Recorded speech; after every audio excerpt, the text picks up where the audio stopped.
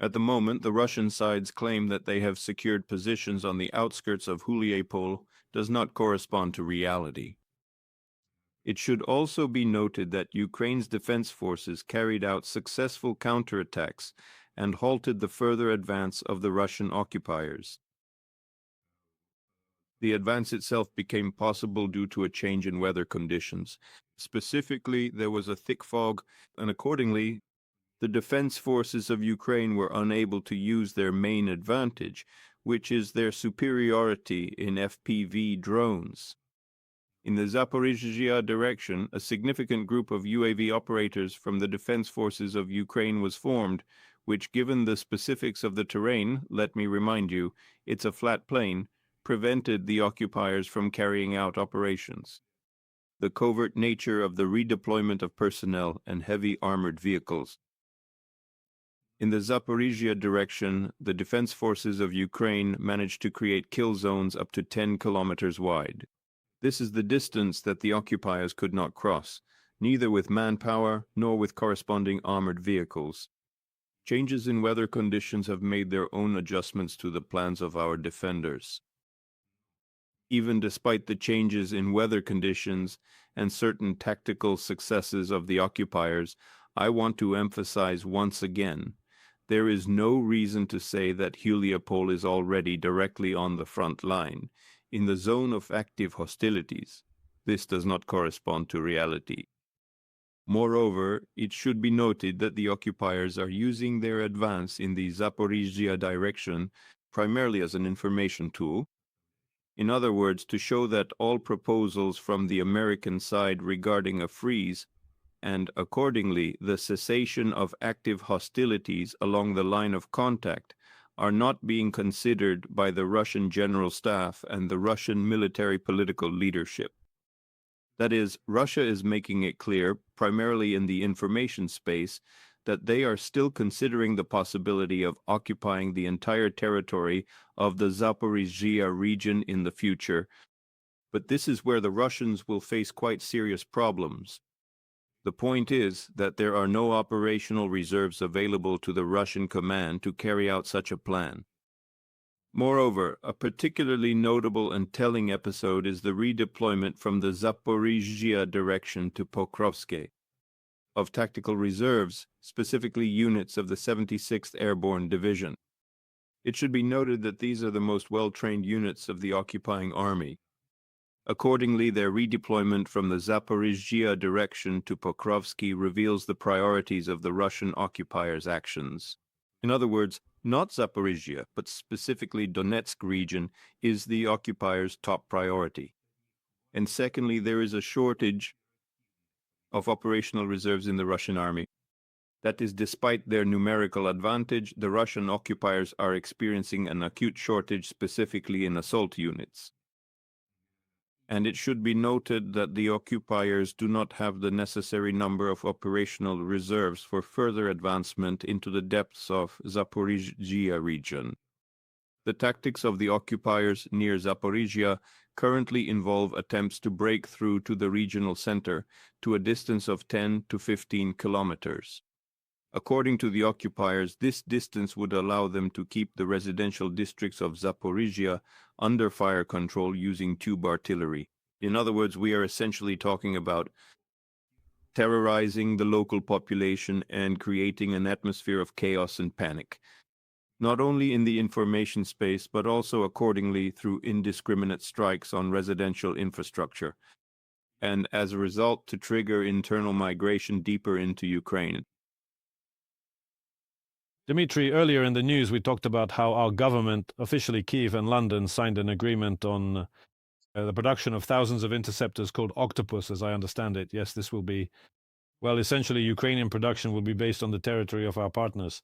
Dmitry, what role do these kinds of interceptors currently play in repelling the air attacks carried out by the Russian Federation? And overall, what prospects does this create for joint production between Ukraine and our partners, whether within the European Union or, well, not exactly if we're talking about the United Kingdom, which has left the EU structure. But still, if we're talking about prospects,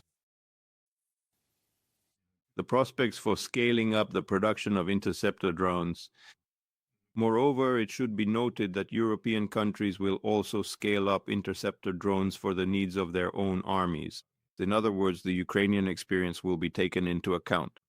And the Ukrainian experience shows that thanks to the use of this tactic, up to 40% of the enemy's aerodynamic strike assets can be neutralized. These are respectively Geran 2 and Gerbera. In addition, the defense forces of Ukraine are currently scaling up the production of interceptors directly within our country. But what is notable about cooperation with NATO countries is the opportunity accordingly to scale up production and consequently the transfer of Ukrainian experience and Ukrainian technologies for the rearmament of NATO countries. And moreover, it gives the Ukrainian side the opportunity to create a truly layered air defense system thanks to the low cost of these interceptor drones. Let me remind you the cost price of missiles for destroying aerodynamic and aeroballistic enemy weapons. Up to 100,000, and that's if we're talking about accordingly short and medium range air defense systems. But the cost of these drones is dozens of times lower, which is precisely what allows, due to their large numbers, to neutralize the occupiers' ability to use so-called swarm attacks on Ukrainian territory, that is, simultaneously.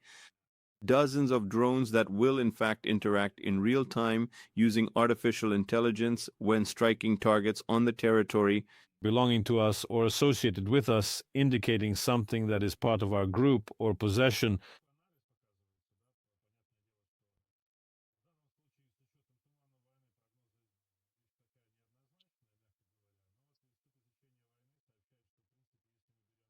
If we look at the current pace of advancement, if you can even call it that, of the Russian occupying army, then hypothetically what they dream of and what they would like to achieve, namely the capture of the entire Donetsk region, according to data, analysis and forecasts from analysts at the Institute for the Study of War, this could not happen any earlier than they even mention August of 2027.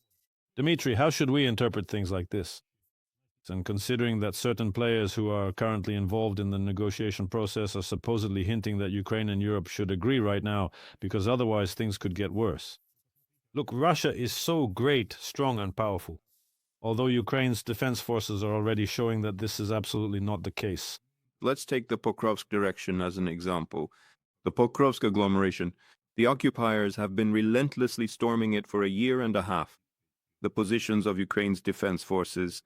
Yes, there have been certain tactical successes, but at this point it's not possible to talk about the capture of either Pokrovsk or the Pokrovsk agglomeration. Meanwhile, the occupiers' losses over a year and a half are comparable to the size of the Leningrad military district of the occupying country's army. In other words, these are catastrophic losses even for the Russian Federation. The point is that Donetsk region is an agglomeration of industrial centers. These are small and large cities that essentially form a single urban area. Plus, there is a sprawling network of so-called industrial zones. In other words, these are industrial centers. And it is precisely these industrial zones that are used as defensive positions by Ukraine's defense forces. Just remember, for example, the episode with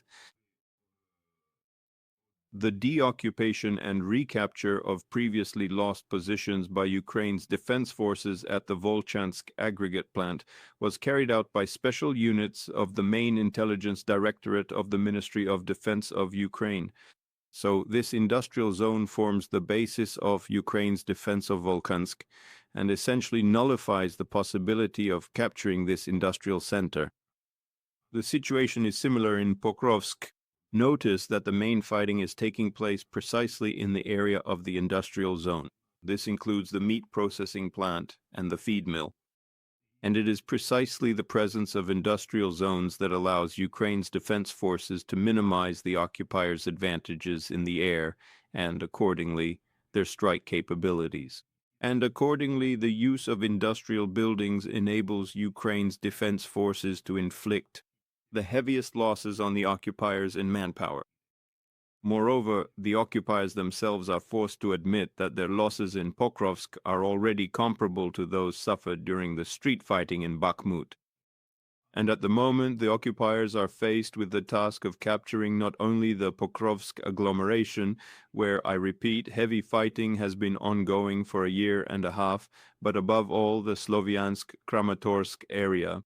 And the Sloviansk-Kramatorsk agglomeration consists of the four largest industrial centers in the Donetsk region: Sloviansk, Kramatorsk, Kostiantynivka, and Drushkivka, which in fact merge seamlessly into one another.